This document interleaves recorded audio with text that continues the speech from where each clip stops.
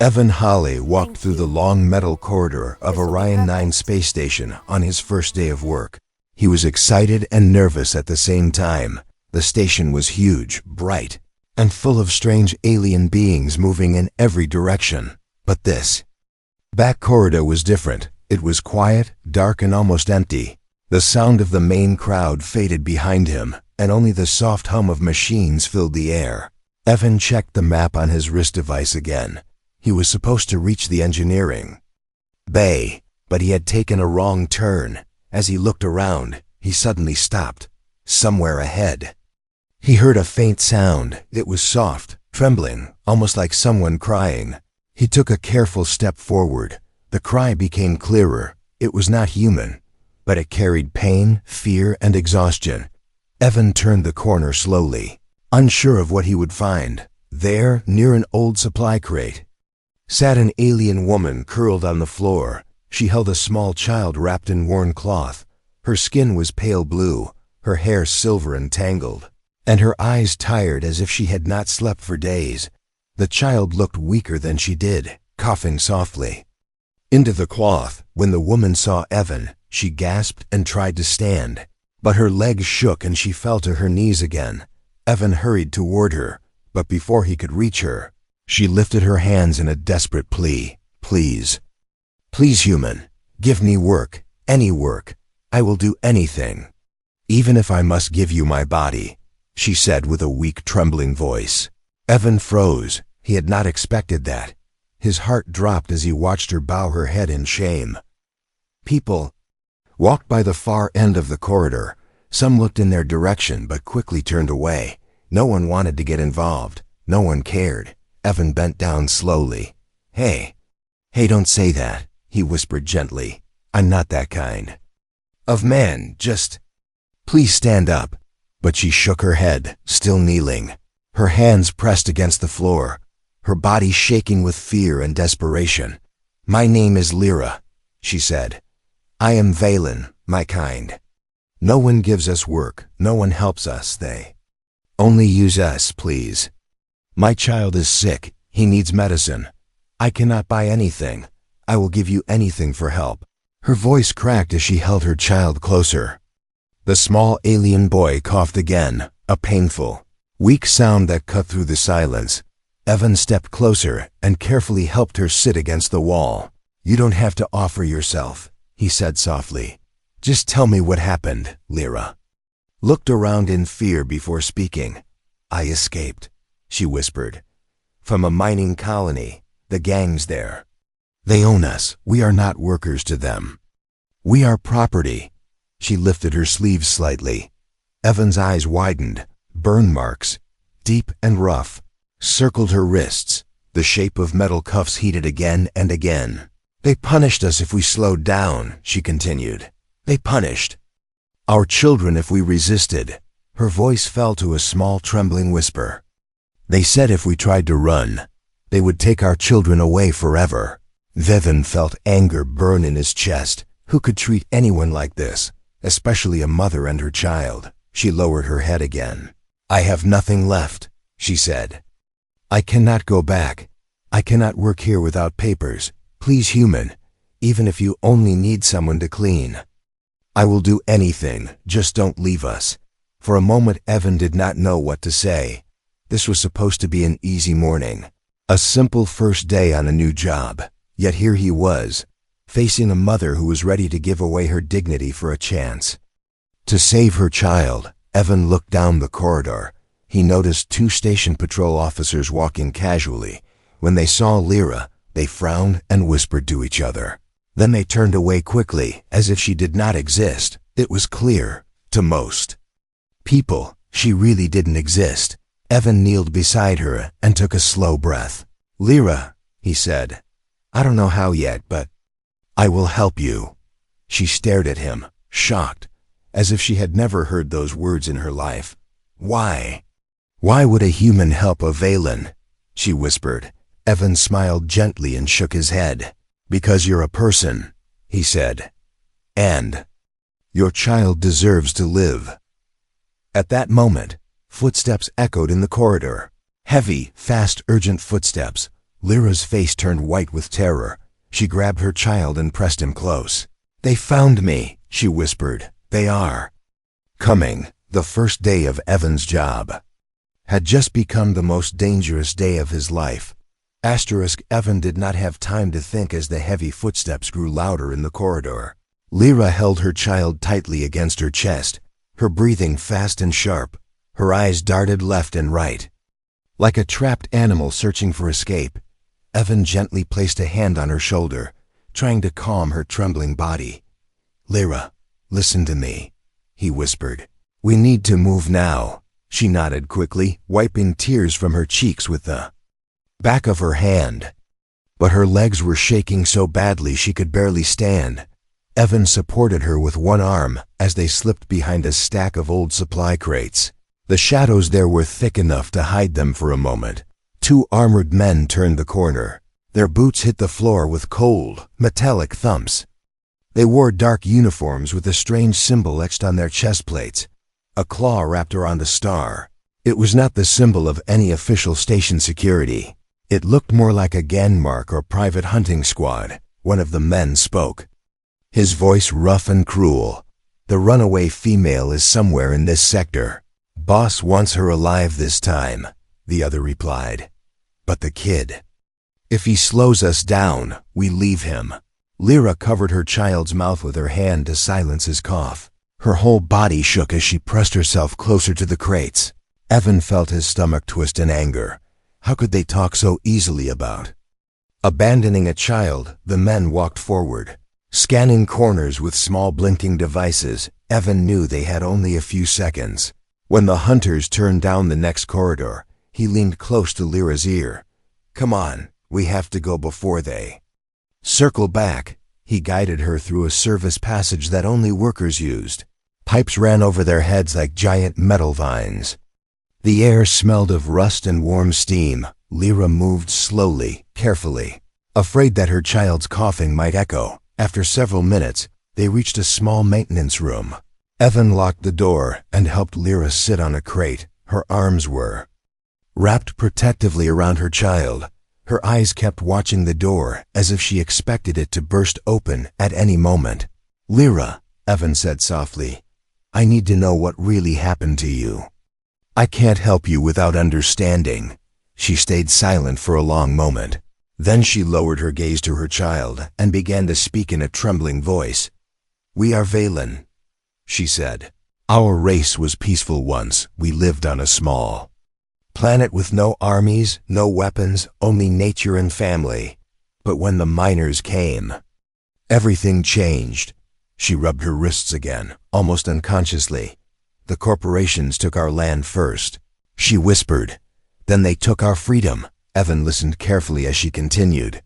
"They said we were weak. They said we were cheap workers, easy to control. They built mining colonies and placed our people in cages, calling them homes. They made rules, cruel rules.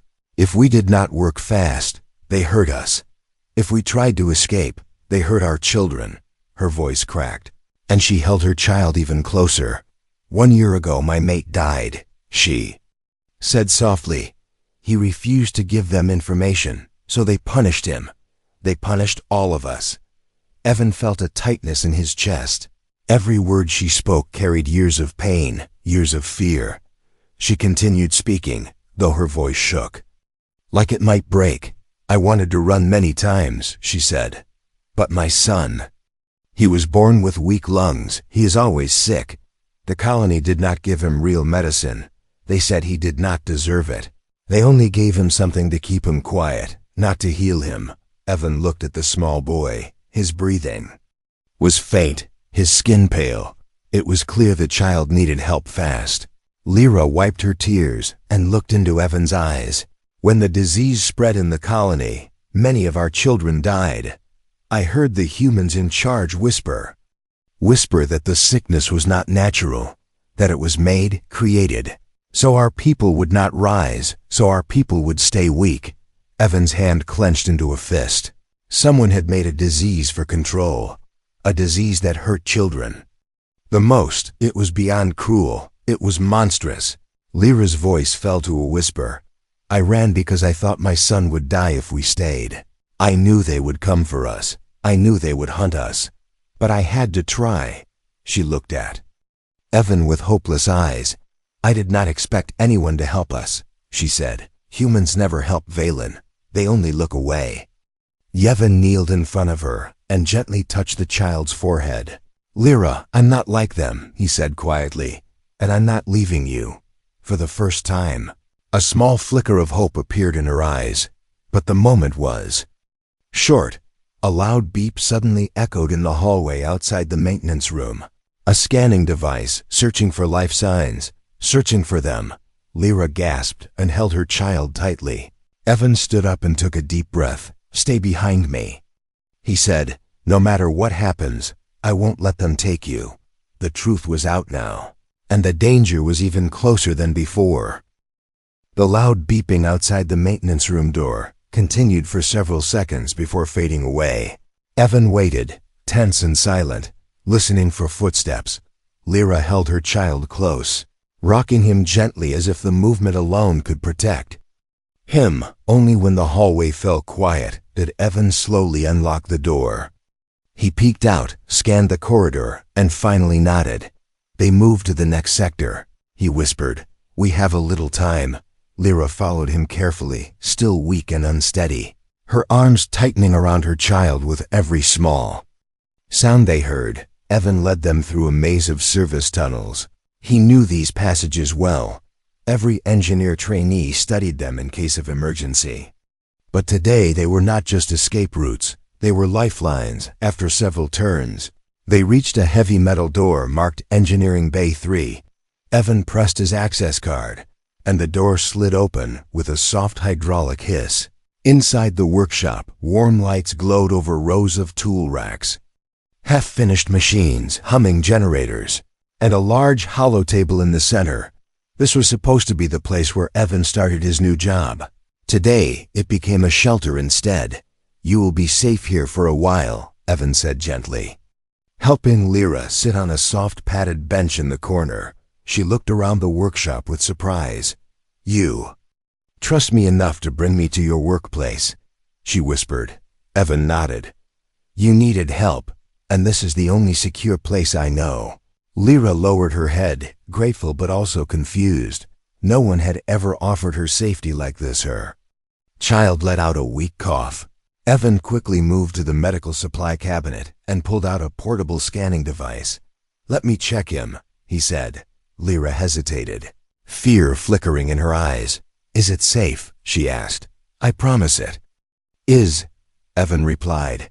He knelt beside her and gently placed the scanner near the child's chest.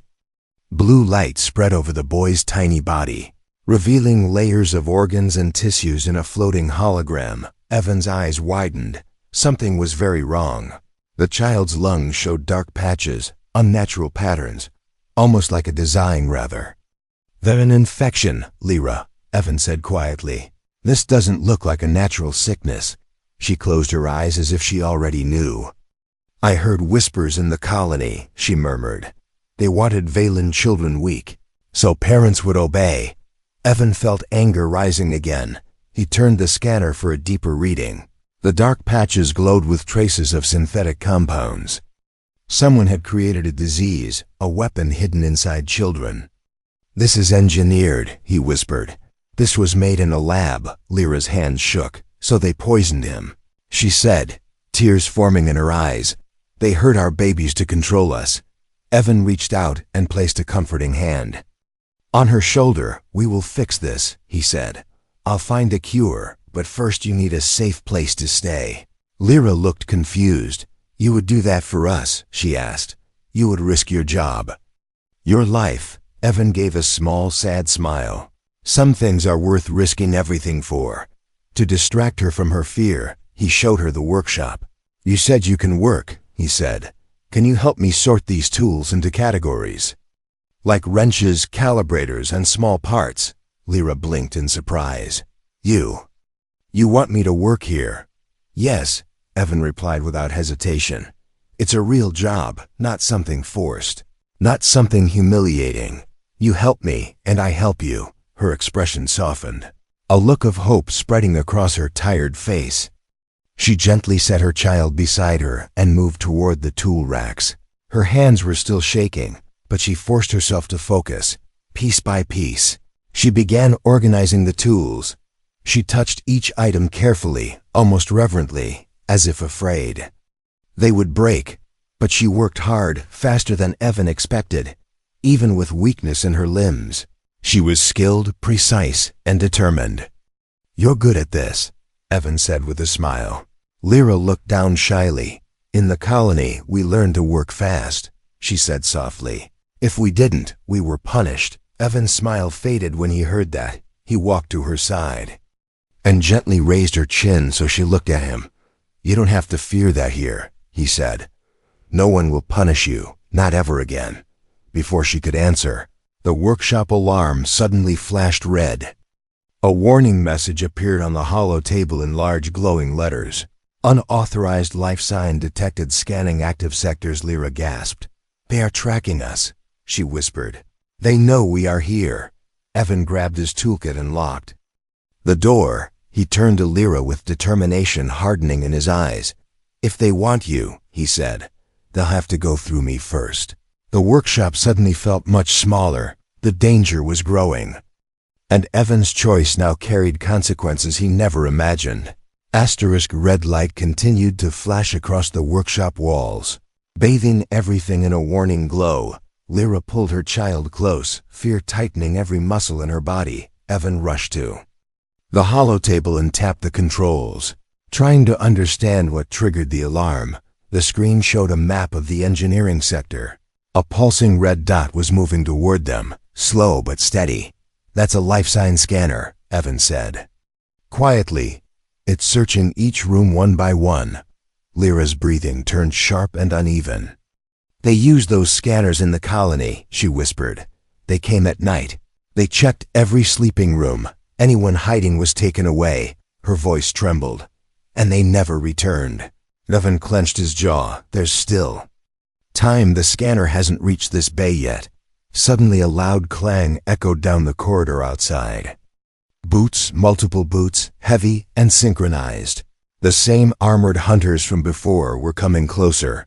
Their voices carried through the hallway, cruel, confident, and impatient.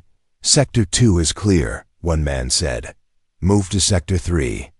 "The scanner shows abnormal readings," another replied. Evan turned off the lights inside the workshop, leaving only a faint glow from emergency strips along the floor. The shadows deepened, giving them a small advantage. "Stay behind the generator block," he whispered to Lyra, "and keep your child quiet." She nodded quickly, hiding behind the large humming generator in the corner. Her hands shook as she tried to calm her child. The boy coughed softly, and she covered his mouth gently. Outside, the hunters stopped in front of Engineering Bay 3. Evan's heart hammered in his chest. He could hear them clearly now, the scrape of metal armor, the click of weapons being checked, the faint electronic sound of their scanners. "This door has a high energy reading inside," one of them said. "A worker must be in there." "Or the runaway alien," another replied. "Open it." Vivan knew the workshop door was strong, but not strong enough to stop them if they wanted to break it. He leaned beside the door control panel, breathing slowly, thinking fast. If they entered, Lyra and her child would have no chance. The hunters tried the door console. "It's locked," one said. Annoyed, "Override it," the other snapped. Evan watched the panel lights flicker as they attempted the override. Seconds felt like hours. "Come on, think," he whispered to himself. Then an idea hit him. The ventilation shafts. He hurried to Lyra and pointed upward to a metal grate. "We can escape through the vent," he whispered. "It leads to the cargo decks." Lyra stared at the vent, fear and hope mixing in her eyes. "Can I fit with the child?" she asked. "Yes, just barely." Evan replied, "I'll go first and pull you up." The door behind them beeped loudly. The override was halfway complete. "No time," Evan murmured. Climbing onto a workbench beneath the vent, he yanked the grate open, metal scraping painfully loud in the silence. He winced, praying the hunters did not hear it. "Come on," he whispered to Lyra.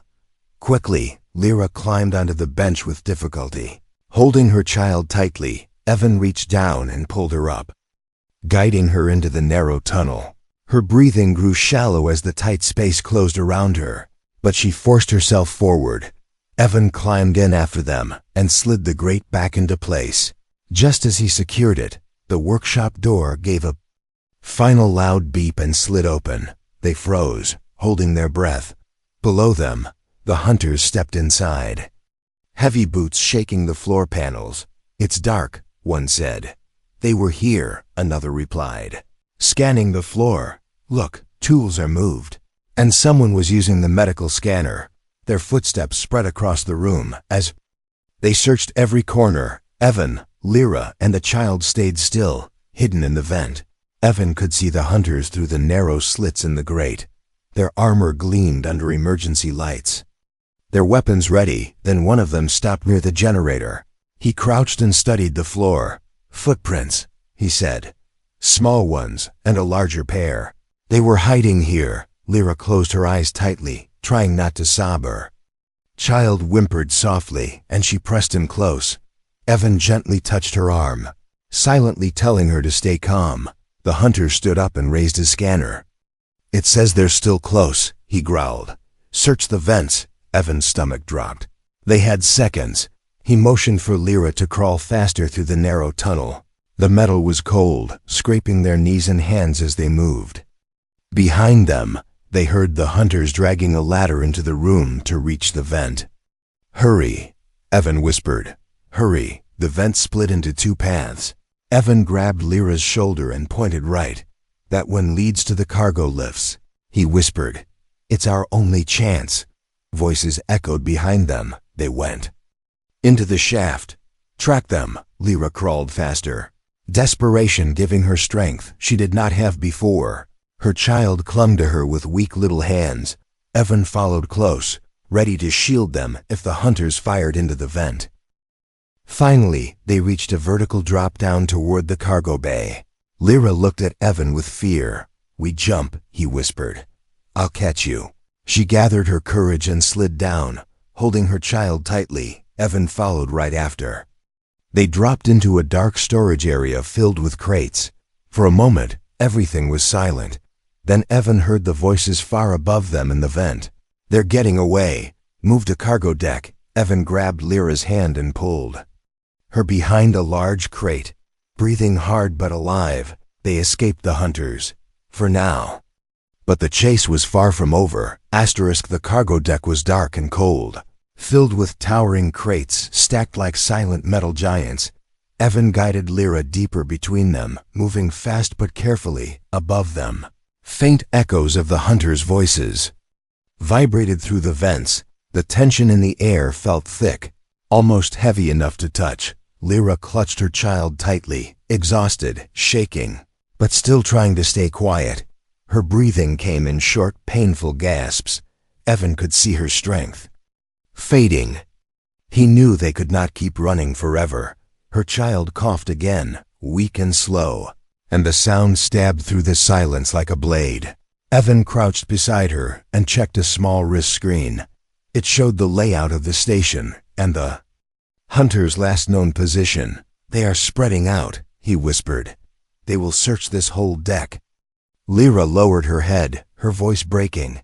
"They always find us," she whispered. "They always take us back." Her eyes were full of fear and something even worse, resignation. As if she had already accepted defeat, Evan placed a firm hand on her shoulder. "Not this time," he said softly. "I won't let them." Lyra looked up at him with disbelief. "You are only one human," she whispered. "They have weapons, scanners, power." Evan nodded slowly.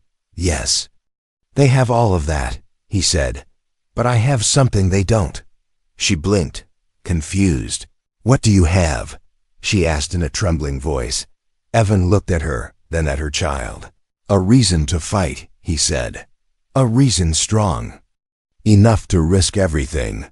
Before she could respond, a loud metallic click echoed through the cargo deck. The lights flickered as security doors began closing in sections. The hunters were sealing off the exits, cutting off escape routes one by one. Evan grabbed Lyra's hand. "We need to move now," he whispered urgently. "There's a lift behind the storage wall. It connects to the security levels." Lyra's eyes widened in panic. "Security levels," she whispered. "They will arrest me there." "Not if we reach someone I trust," Evan replied. "I know a man in the security network. If he sees what is happening, he will help us." They slipped between crates. Staying in the deepest shadows, Evan moved with calm determination, but inside his mind raced.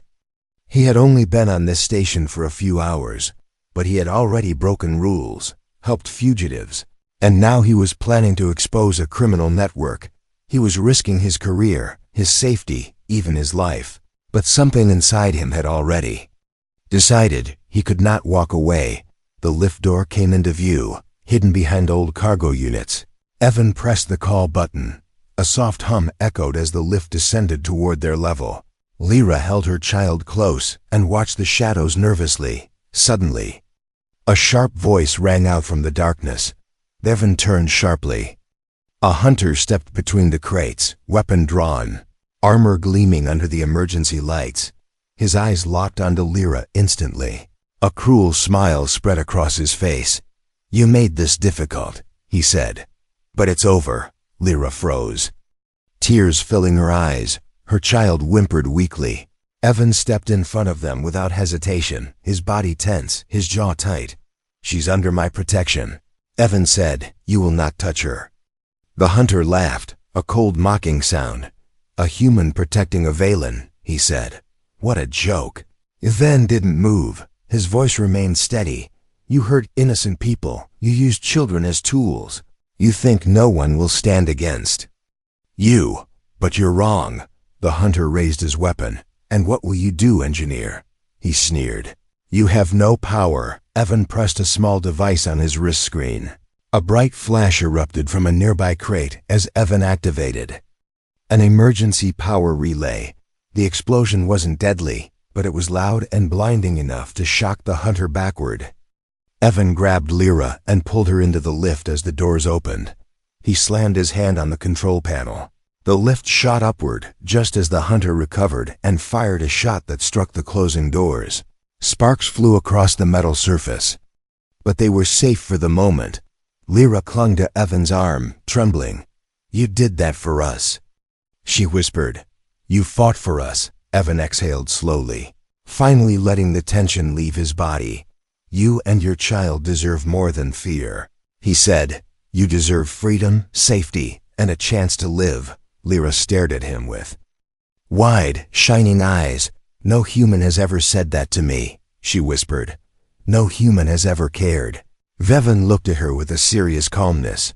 "Well," he said quietly, "that changes today." The lift continued rising toward the security floor. Outside, alarms blared across the station. The hunters would not stop now, but neither would Evan for the first time. Lyra felt a small spark of hope, because this human had made a decision that changed everything. Asterisk. The lift doors slid open with a soft hiss as Evan pulled Lyra into the dim corridor of the security level. The hallway was long and lined with glowing blue panels, each humming with locked data ports and surveillance controls. Cold recycled air brushed across their faces, carrying a metallic smell that made Lyra tremble. Her child rested weakly in her arms, breathing shallow and uneven. Evan checked the map on his wrist screen. "We're close," he whispered. "My friend's office is down this hall."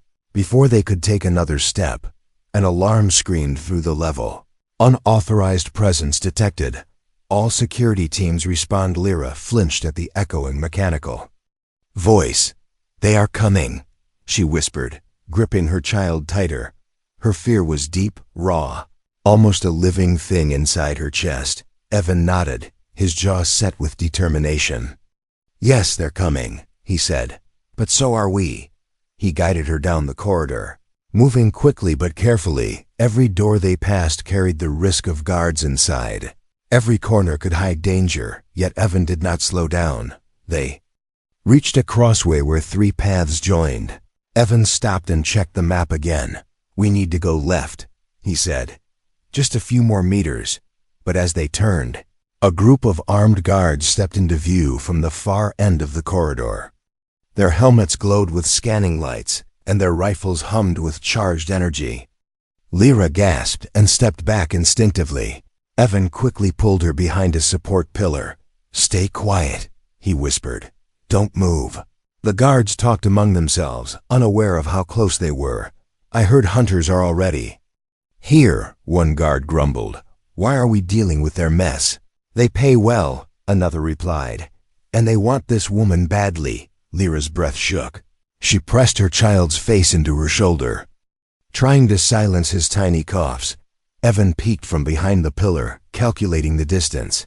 "We can't go forward," he murmured. "They will see us." He glanced to the right and saw a maintenance door only half sealed. "Through there," he whispered. Without waiting, he guided Lyra through the narrow gap. Inside was a dark service passage filled with broken panels and dusty cables dangling from the walls. It smelled of oil and old machinery, but it was hidden, and that was enough. They moved carefully, stepping over pipes and fallen tools. The passage narrowed, forcing them to crouch. Every few seconds they heard muffled shouts from guards outside, voices getting closer, orders being barked, scanners buzzing. Lyra felt sweat drip down her neck. Her heart pounded so loudly she feared the guards would hear it. But Evan stayed calm, checking every corner before moving. They reached the end of the passage where a hatch led out into another hallway. Evan opened it a crack and peeked through. The corridor outside was empty, but brightly lit. Footsteps echoed. In the distance, growing louder. "Move fast," he whispered as he opened the hatch wider. They slipped out and hurried down the hall toward a steel door with a glowing sign above it. "Security Archives." "That's the place," Evan said. "My friend works inside." He pressed his hand on the door scanner. "Access denied," he tried. Again, "Access denied," Evan cursed under his breath. "They locked all doors after the alarm," he said. "They sealed the whole level." Lyra's face grew pale. "We are trapped," she whispered. "No," Evan said firmly. "There's another way." He knelt beside the door panel and removed its cover with a small tool. Inside were dozens of wires blinking softly. Evan started connecting and rerouting them with fast, skilled hands. Lyra watched him with hope and fear tangled together. Her child let out a weak, painful cough. Lyra's voice cracked as she whispered, "He can't go on like this. Please hurry." Evan worked faster, sweat forming on his forehead. The hallway suddenly filled with the sound of running boots, voices shouting orders. They were coming from both ends now, closing in fast. "Evan," Lyra whispered desperately. "Please, I'm almost there," he said through clenched teeth. A spark shot from the panel. The door beeped. "Manual override accepted." Evan pushed the door open and pulled Lyra inside. They slipped into a dark room lined with screens, cables, and data cores. Just as the door closed, shadows appeared on the other side. Guards rushed into the hallway, their voices sharp and angry. "They were here. Search every room." Evan turned to Lyra, breathing hard but relieved. "We're safe for a moment," he said, but only for a moment, in the dim glow of the screens. Lyra held her child close and whispered, "Evan, thank you." He looked at her with steady eyes. "It's not over," he said. "We still have to expose the truth." Outside, the guards began checking doors one by one. Closer, louder, unstoppable. But inside that dark room, for the first time, Lyra felt something powerful. Not fear, not despair, but the strength of a human who refused to give up on them. And the fight was only beginning. The security archives room was dim and cold. The only light coming from rows of glowing screens and quiet humming data cores. Evan locked the door from the inside and stepped toward the main console, his heart beating fast. Lyra sat in the corner holding her child close, her hands shaking, her eyes full of worry and exhaustion. From outside, the shouts of guards filled the hallway, growing louder as they checked each door. They were running out of time. Evan connected his wrist screen to the console. "This system stores all the footage from the station," he whispered, "and all the records the hunters tried to hide." Lyra watched him silently, afraid to hope too much. She knew humans who promised help usually failed, or worse, betrayed her, but Evan was different. He hadn't asked for anything, not even thanks. He kept fighting for her even when it brought danger to his own life. Evan searched through the locked files. Lines of encryption flashed across the screen. Then he found a folder marked with a familiar symbol, a claw wrapped around a star, the same mark the hunters wore on their armor when he opened it. Dozens of audio logs and video feeds appeared. He pressed one. A cruel voice filled the room. "Valen productivity is low again," the man said. "We need stronger control methods." "Use the children," another replied coldly. "They obey faster when we hurt the little ones." Lyra covered her mouth, tears falling silently. Her whole body shook with the weight of memories she wished she could forget. Her child whimpered and pressed his face into her chest, sensing her fear. Evan clenched his fists, anger burning hot inside him. "These monsters," he whispered, "they need to be exposed." He selected all the files and routed them toward a communication server. The guards outside reached the door beside them, kicking it open and shouting commands. The sound made Lyra jump, holding her child tight. "Hurry," she whispered. "They will break in soon." Viva nodded and activated a station-wide broadcast. The screens around them burst into life, projecting the audio logs, the videos of abused Valen workers, and footage of children suffering. The files streamed across every public screen on the station, in the market, in the transport tunnels, inside restaurants, even on personal wrist devices. The truth exploded across Orion 9 like a shockwave. Gasps and angry shouts echoed through every corner of the station. People rushed to screens, horrified at what they saw. Some guards froze as the evidence flashed before their eyes, shocked to learn they had been protecting criminals. Outside the archives room, confusion spread instantly. "Is this real?" a guard asked. "They hurt children," another said with disbelief and disgust. The hunters, who had just entered the hallway, stopped in their tracks as their own crimes appeared on nearby screens. One of them cursed loudly. "Shut it down," he yelled. "Cut the broadcast now." But it was too late. The station authority had already noticed. Alarms blared as new squads arrived, official officers with blue badges and real authority. They surrounded the hunters instantly, weapons raised. "In the name of Orion 9 station law," the officer shouted, "you are under arrest for illegal labor operations and child endangerment." The hunters tried to resist, but officers grabbed them, forced them to the floor, and sealed their armor with magnetic cuffs. The sound of justice echoed louder than any alarm. Inside the archives, Evan exhaled, relief washing over him. "It worked," he whispered. "They're finished." Lyra stared at him with disbelief, tears rolling down her cheeks. "You saved us," she whispered. "You saved my child." Evan went to her and gently touched the child's forehead. "He needs medical help right away," he said softly. "And now he can get it." Moments later, the door burst open, but this time, it wasn't the hunters. It was two official medics and a security officer with a kind face. "Is this the Valen mother?" the officer asked gently. "We saw the broadcast. She and the child are under our protection now." Lyra's hands shook as she nodded slowly. She had never heard the word protection offered to her before. The medics carefully took her child, treating him with respect as they examined his breathing. "He will live," one medic said warmly. "We will cure him." Lyra covered her face and sobbed with relief. Evan stayed beside her, steady and calm. "You're safe now," he whispered.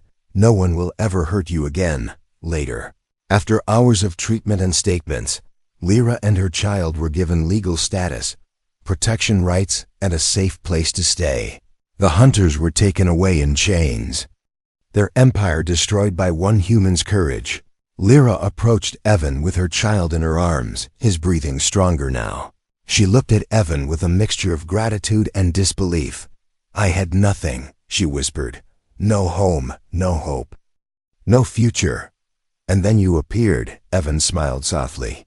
My first day of work didn't go the way I planned, he said with a small laugh. But maybe it went the way it needed to. Lyra's eyes shined with emotion. You gave me more than help, she said. You gave us a new beginning. Evan gently placed a hand on the child's head. And now we build the future together, he said. A future without fear. And for the first time in her life, Lyra believed that future was real.